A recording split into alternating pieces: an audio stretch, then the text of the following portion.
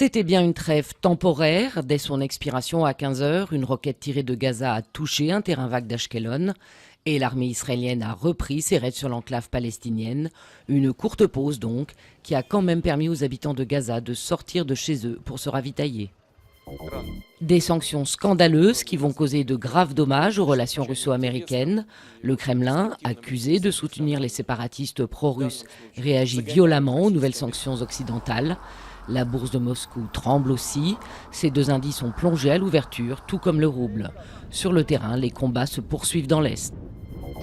François Hollande est en Afrique. Le chef de l'État entame à Abidjan une tournée qui le conduira aussi au Niger et au Tchad. Une visite à dominante économique en Côte d'Ivoire, mais axée par la suite sur les questions de sécurité, avec le prochain déploiement de l'opération Barkhane contre le terrorisme. On attendait ça depuis longtemps, le soleil et la chaleur sont enfin là, un temps béni des marchands de glace. Dans la capitale, le thermomètre affichait 31 degrés à 16 heures et pourrait monter jusqu'à 35 demain selon Météo France.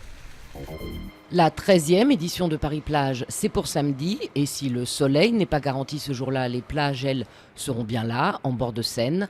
5000 tonnes de sable sont arrivées ce matin, du sable venu de l'Eure par voie fluviale, qui sera recyclé une fois l'opération terminée.